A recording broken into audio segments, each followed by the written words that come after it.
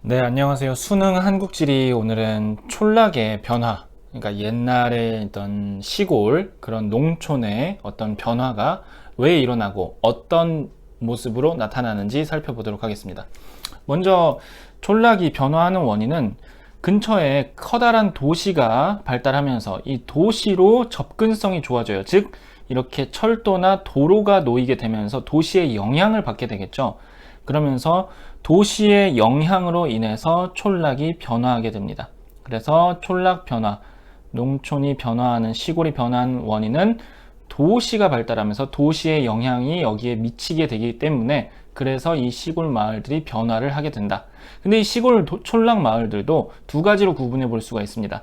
일단 첫 번째는 대도시와 접근성이 좀 낮은 멀리 있는 교통이 불편한 그런 빨간 색깔 촌락이 있을 수 있고요. 그 다음에 여기 있는 촌락은 대도시랑 가깝죠. 그래서 여기는 대도시와 접근성이 높은 촌락인데, 이러한 촌락을 교라는 단어를 써서, 교라는 게 도시 근처를 뜻하거든요. 그래서 도시 근처와 가까운 촌락이다 해서 근교 촌락, 이렇게 부릅니다. 그래서 우리는 오늘 근교 촌락과 이렇게 멀리 있는 촌락, 농촌도 두 가지로 구분해서 대도시로부터 어떤 영향을 받았는지 비교하면서 살펴보겠습니다. 자, 먼저 이 빨간 색깔부터 볼게요. 대도시랑 접근성이 좀 낮은, 교통이 불편해서 멀리 떨어져 있는 이러한 빨간 색깔 마을 같은 경우에는 일자리도 부족하고 뭔가 좀 대도시에 있는 것들이 많이 부족해요. 그래서 사람들이 많이 대도시로 떠납니다. 그래서 특히 젊은 사람들이 많이 떠나서 청년과 장년층, 이런 사람의 인구가 이 대도시로 많이 유출이 됩니다. 지금 사람들이 이쪽을 향해서 이동하고 있죠. 인구의 이동이 대도시로 유출되는 게 많고요. 그러다 보니까 절대 총 인구도 감소하게 됩니다. 자, 이렇게 도시로 시골을 떠나서 향하는 현상을 우리가 이촌향도라고 하죠. 자, 이런 급격한 도시화 그리고 이촌향도 현상으로 인해서 청장년층, 젊은 사람들이 도시로 다 빠져나간다는 얘기예요. 그러다 보면은 이 시골 마을에는 일할 사람이 없어지겠죠. 청년 회장을 거의 60대, 70대 할아버지가 하게 되고, 그 이상의 정말 나이 많은 사람들밖에 없게 되는 그런 문제가 생긴다는 겁니다. 즉, 그런 걸 우리가 고령화라고 하죠. 고령화가 되다 보니까 자연스럽게 청년, 젊은 사람들이 없어서 노인들의 인구 비중이 매우 높은 특성을 나타내게 됩니다.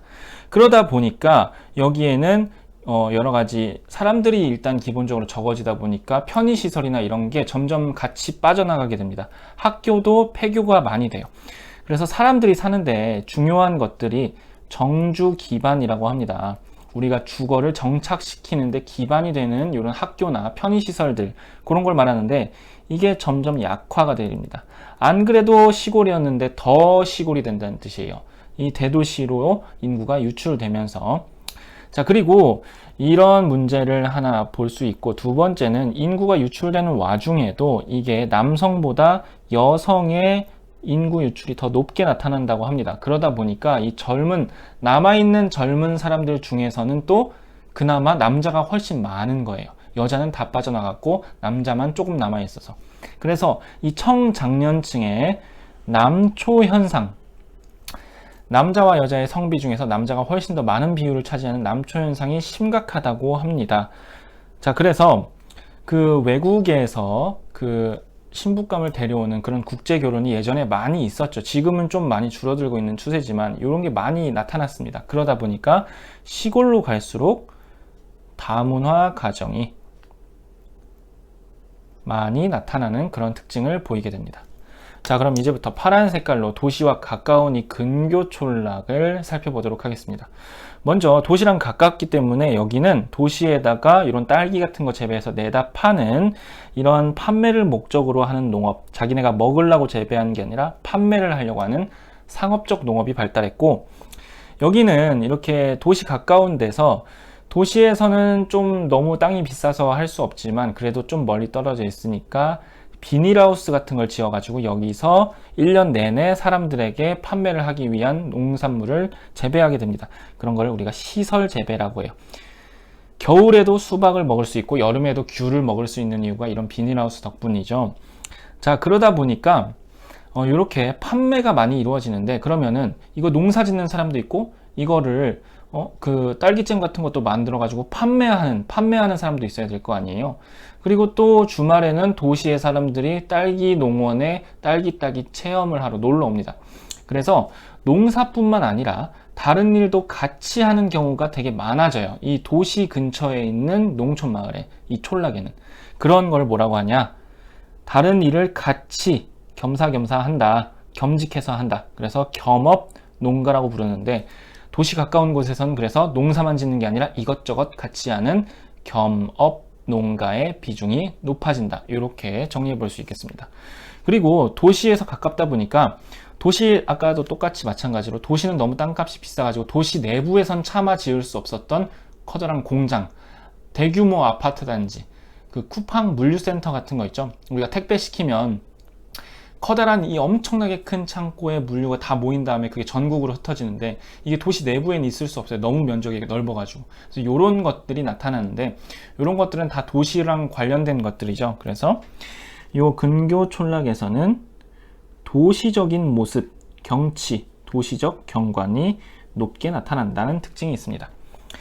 자, 그리고 여기는 도시랑 그나마 가깝기 때문에 도시는 아니지만 도시랑 특성이 비슷해요. 그래서 빠져나간 인구보다는 들어오는 인구가 더 높게 나타납니다.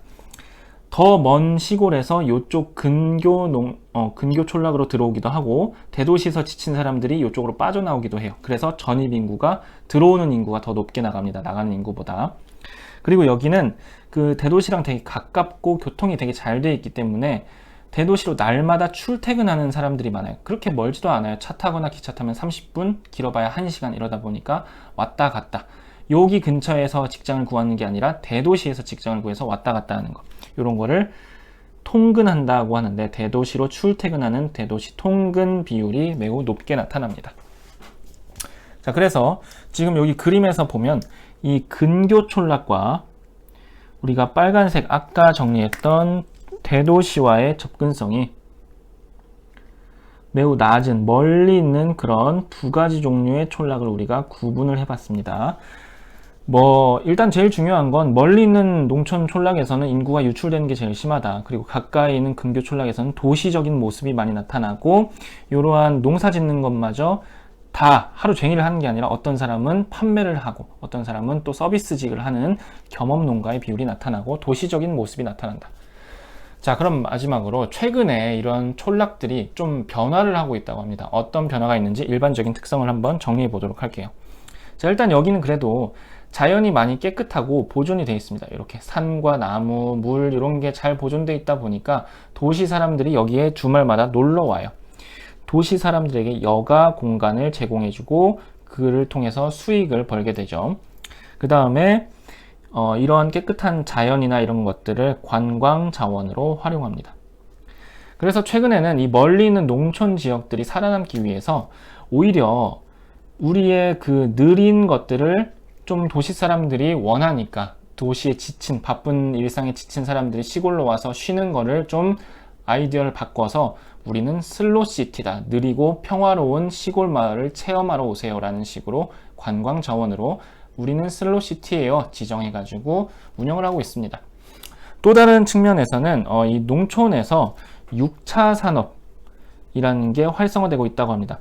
우리 1차 산업 농산물, 2차 산업 제조업, 3차 산업 서비스업인데 요 세 가지를 합쳐서 1차 산업 농업, 딸기를 재배하고, 2차 산업 그 딸기로 딸기잼을 제조하고, 3차 산업 딸기 농원을 가지고 주말에 도시 사람들에게 이 딸기 따기 체험 서비스를 제공하는 이런 서비스와 제조업, 이 농업이 합쳐진 1, 2, 3 더하기 그런 산업을 6차 산업이라고 하는데, 이런 6차 산업의 모습이 나타나고 있다. 여기까지 해서 촌락의 변화 한번 정리해 봤습니다. 수고했습니다.